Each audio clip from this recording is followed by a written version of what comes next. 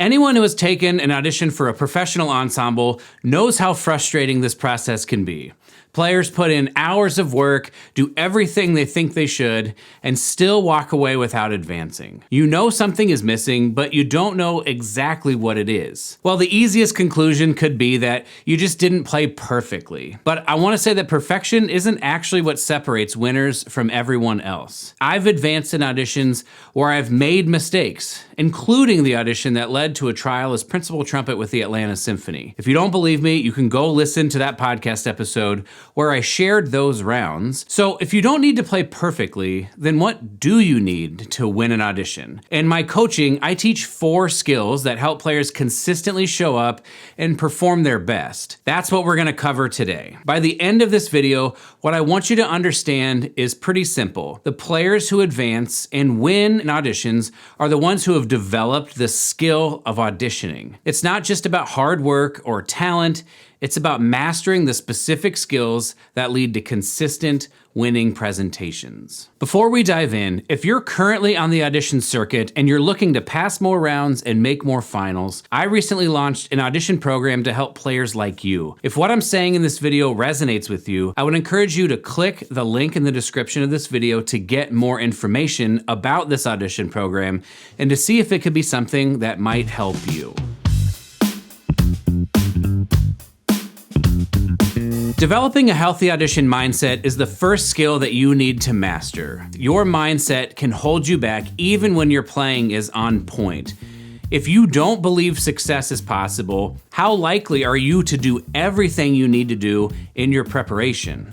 You might skip recording yourself, avoid playing excerpts slowly, and really only commit to your plan halfway, if you even have one at all. And now it's not because you're lazy, but it's because your beliefs tell you that this work won't matter. There are 2 essential parts to a healthy audition mindset.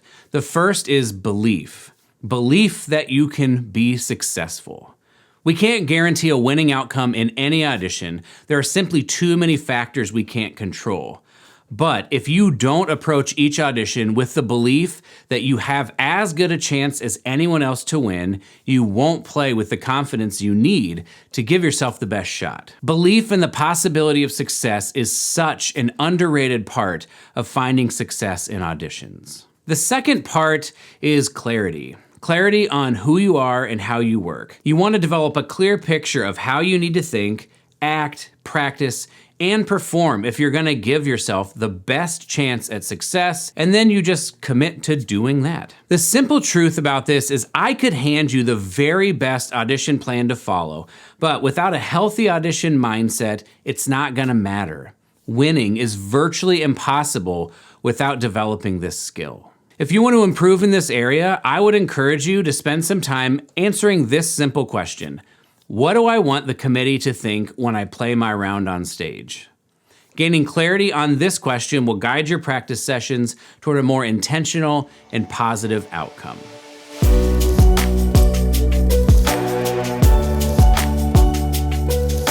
The second skill that makes up the bigger skill of auditioning is having solid fundamentals. Now, this one may sound obvious, but it's easy to underestimate just how important it really is. Committees are full of musicians who already have won auditions.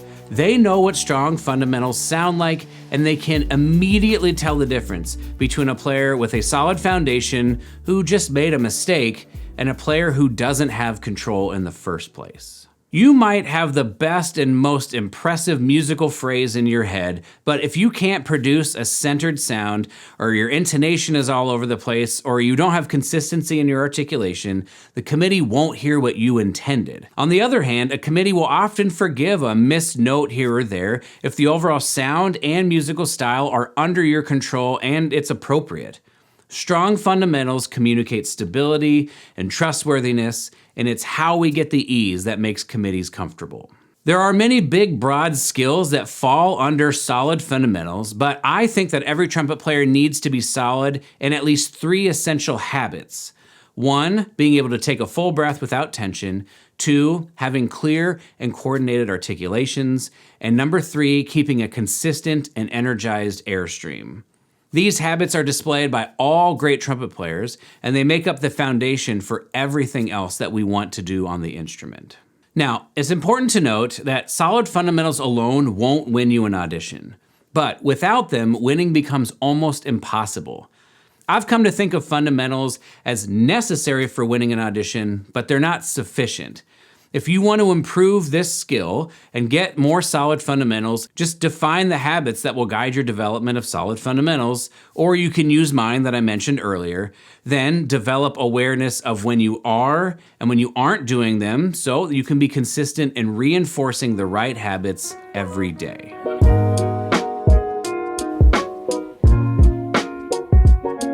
Our third skill we're going to cover is developing an understanding of proper audition organization. This is where so many players can get overwhelmed. Audition lists can be long, sometimes 30, 40, or even 50 excerpts. Without a system of organization, you're going to either try to power through everything every day and end up overplaying and burnt out, or you're going to bounce around randomly and hope that your work sticks.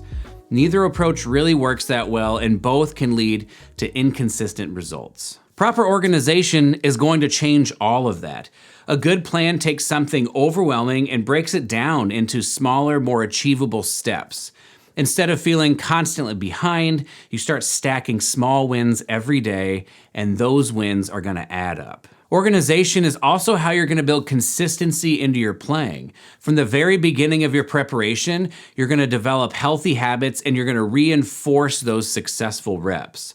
By the time you get to the audition, you're not going to be hoping for one of your good runs, but you've built reliability on purpose, and that shows up in your performance. I like to think about it as you are going to play well at the audition on purpose. Another underrated benefit of being organized is that it frees up your mental space. A good plan makes decisions for you, like what to practice, when to practice it, how many reps to practice, what tempo to practice at. Instead of wasting brain power figuring out what you should be doing in your practice sessions, you get to use all of your focus on doing your work at the highest quality possible. If you want to learn more about how I organize audition preparation for myself and my clients, I've created a free masterclass on how I approach practice organization inside my school community. Click the link in the description to check it out.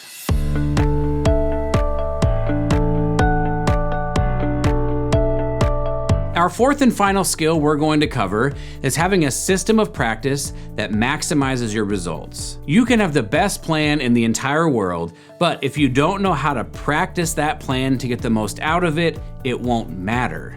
That's where deliberate practice comes in. The term deliberate practice comes from Anders Ericsson, who studied expert performance across many fields, and his research showed that it is the single most effective way to practice when improvement is your goal. Deliberate practice is a big topic, but the core of it is pretty simple. You need a clear picture of what you're trying to do, and then you need feedback loops to help you move closer to that picture you have in your head every single time you practice. In deliberate practice terms, the picture in your head, or sometimes referred to as the sound in your head, is called your mental representation. It's the image in your mind of how something should sound or feel. The clearer that picture is, the easier it becomes to know if you're on track. That's why activities like listening to recordings and studying scores are so important. They're things that you can do outside the practice room that make a huge impact on how productive you are inside the practice room. Feedback loops are what allow you to compare your current playing abilities to your mental representation so you can make the proper adjustments that drive real progress. The easiest and most reliable feedback loop is recording yourself because it gives you objective data to compare to your mental picture. Listening back to a recording of yourself is significantly more effective for making progress than trying to make adjustments based on what you happened to hear while you were playing.